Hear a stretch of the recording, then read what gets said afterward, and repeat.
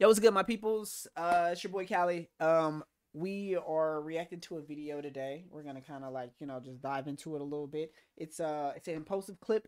It's actually an episode 359 on impulsive, and it's Logan addressing the scam allegations. And this is a really good one. George really asked some critical questions and kind of lays into him on this. It's another part of this video, and it's him apologizing to George, so go check that out too. That's also gonna be up. And yeah, let's check this out. Like a piece to the people that are like, yo, this guy sitting on millions of dollars, always trying to get attention, and now he doesn't give a about us, so he's not gonna speak out about it until this other dude's gonna speak out, and now this is gonna talk now. Great question. Very good question. The answer is heartbreaking, George. I'll get emotional even speaking about it just now, right now, but this is what broke me.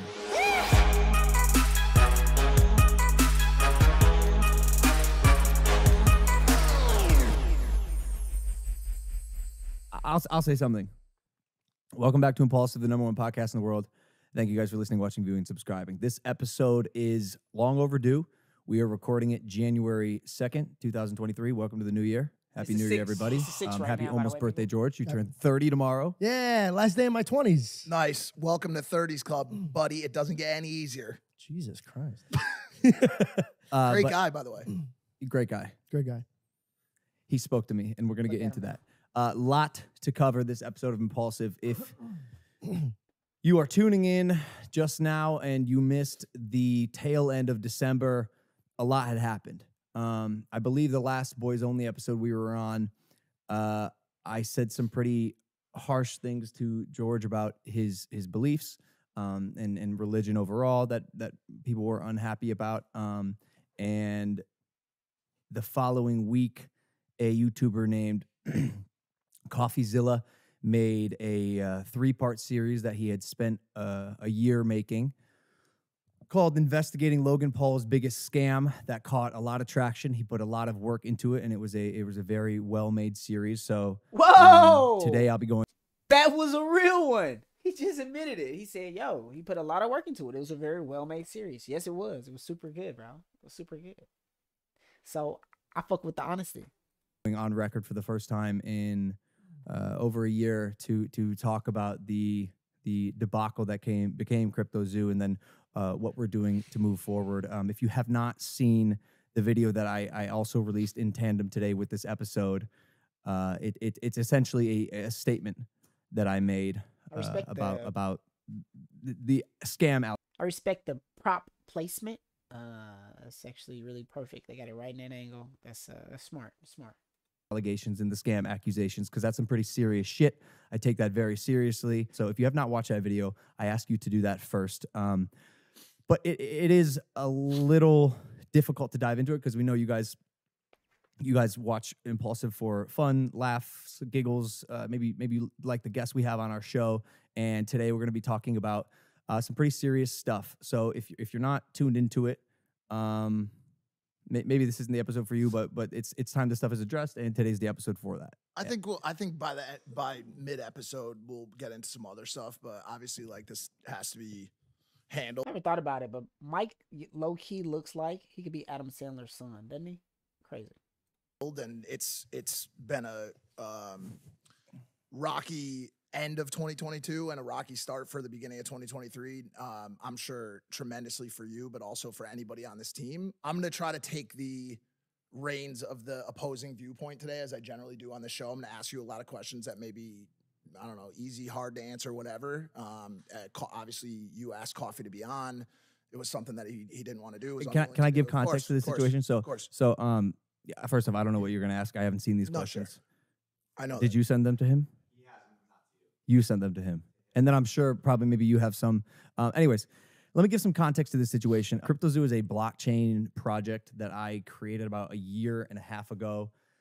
And the question everyone's going to be asking is why now? Why talk about this series or this project right now? This coffezilla So made a again, this video. YouTuber named coffezilla released a 3-part series. He spent a year making it, and I'll be honest, it was very good.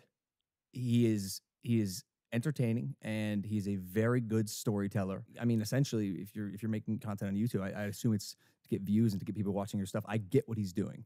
If you put my name in the title and you label it Logan Paul's scam, you're going to get more views. The problem with it is that is not true. And I've made tweets here and there stating my case, but I'm going to give some context with the back and forth that I've had with coffezilla. So here are some receipts. Again, just for context. His name's Steven. The first time he reached out to me was on Christmas Eve after he released his series. He sent a misleading email as highlighted in my statement. He invited me on his show to come talk about CryptoZoo. I chose not to do that because it is now clear to me that he's milking this. Again, why would he not? This is big for him. He caught a lot of traction. He gained like 500,000 subscribers, and I'm sure he got a decent amount of money pumping his Patreon. But I am not interested in feeding into that anymore. So we'll be answering the questions that hopefully he was going to ask me and that you're going to ask me today on this podcast. I invited him on Impulsive multiple times, and he has not responded. My email to him on December 27th was, hey, Steven, saw your tweet. Since this entire narrative has unfolded on your platform, I can't imagine you'd mind having this discussion with me on mine. Of course, we wouldn't monetize. This episode of Impulsive is scheduled for January 2nd in LA. We can consider a neutral location if you respond to this email by the weekend. Best logs. He did not respond to me. So I tweeted that saying I hadn't heard back, so I'd be releasing a statement. And then he sent me an email after I called him out and a text, which I thought was weird, like a cold text. Hey, Logan, recently got your number. This is coffezilla. I'm forwarding the same message I sent to your email here as well. Hey, Logan, I saw your tweet saying I haven't responded, but that isn't accurate. I asked you for a comment multiple times over the course of a year. You refused. I invited you on my platform. You refused. You invited me on Impulsive. I refused. We're unfortunately at an impasse, so let me try to get us unstuck here because I think people deserve to hear from both of us. I'd like to offer you a co-live-streamed interview about CryptoZoo to respond on tomorrow at 10 a.m. PST, so no one has to travel on the holidays, so there's no editing and just us talking one-on-one. This is the most fair and neutral way to do this. I will send you a video link if you agree. Here was my response. I sent him an email after I posted my statement. Hey, Steven, just wanted to put my response to your scam allegations on your radar, linked below. Even though you broke laws, hardly substantiated your evidence, fabricated dangerously misleading falsehoods, and wrongfully accused me of scamming my fans, I'd still love to host you on Impulsive, again, unmonetized. It can even be one-on-one. Sorry, boys. I'm interested in talking about your workflow, creative process, and of course, CryptoZoo. I did get your email 2 days ago after I called out your failure to respond on Twitter regarding the live stream invitation, and you said, I asked you for comment multiple times over the course of a year. You refused. Any proof of that, or is this another lie? I searched my emails and didn't see any outreach from you until Christmas Eve 2022. You scrubbed the blockchain for a living and somehow managed to text my personal phone number yesterday. I can't imagine you didn't know / have my professional email. I do agree people deserve to hear from both of us, but truthfully, now that your motives are clear, I don't feel like feeding into your hunger for clout on your platforms. You've profited off of and gained plenty from me. I've said everything I've needed to say. The rest will be handled legally and on Impulsive with or without you. I don't like feeding into your hunger for clout on your platform. You profited off of and gained plenty from me. It's YouTube. It's YouTube. It's social media. That's what everybody do. It's not like everything is completely original content. That's what people do. People interact with other people. If you created something completely separate and completely different that had nothing to do with anyone, maybe it would be a movie? It would be an actual movie or something, right? But it still has something to do with a person because most movies are based off of real people. So, or a made-up universe, which would be someone else's stuff. It's just, man, that's kind of a weird thing to say. You know what I mean? It's kind of a weird thing to say because that's what YouTube is. People do content together, and you didn't always have 22 million subscribers, bro. You started somewhere. You started on Vine. You started, you made comedy sketches. You started making very small videos when you were younger. You were imitating people. You were looking up to people. You were doing content like people. You were doing content around people. And that's how it works, bro. Someone created everything in, the whole world. So anything you do is really emulating something someone else has already done.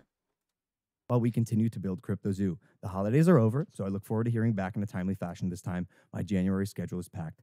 Best logs. Why did you sign off as logs, by the way? There was a lot of shit for that. I saw that. Maybe, I think it's easy to pick apart anything I do. And people are, for sure. It's been happening the entire time. That's my sign off. I've been signing off like that since high school. like my nickname, like everyone calls me Logs. My name is Logan. Yeah. My nickname is makes Log. sense. It's listen, I said I'm going to play the other side. The other side's asking why logs. Okay. Can we, besides all the correspondence, that's a lot of correspondence. That's where we left off, and I do think it's important because, and if you watch my video, hopefully you're seeing this.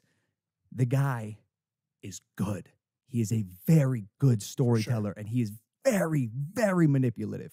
Very manipulative, and he's good. He's built an entire career off it. Sometimes he's more impartial than not. I think he probably has an inherent bias against me, which is reflective in his work and in his piece, which unfortunately has repercussions.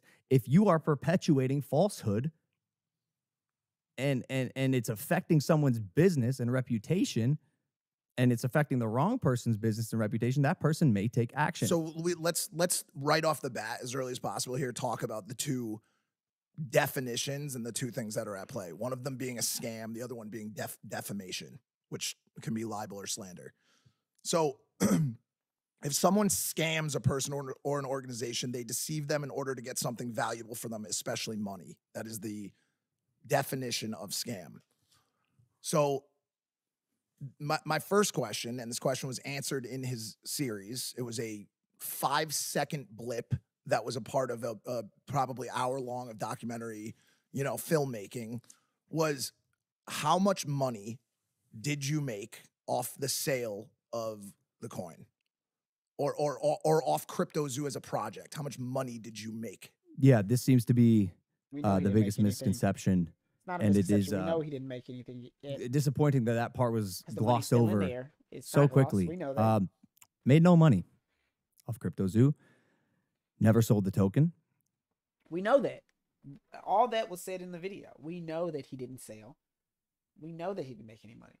But the whole thing was about dropping the ball is because people put in money and nothing happened with their money. Their money just, you know what I mean? Now, being that you put your name behind it and you backed it as if you were the owner, if people robbed or stole their money, I think people would just expect you to reimburse them or something. If you allowed someone to come in your company and steal the code or steal this or steal that, and you didn't have a better proprietary system in place for those type of actions. So that's why it's like, you know what I mean? It's like, all right, hey man, sorry everybody. Y'all got robbed. I hired the wrong people, man. I didn't get robbed. Y'all got robbed. Like, you know what I mean? My stuff, I still got some stuff. So that's the problem, bro. So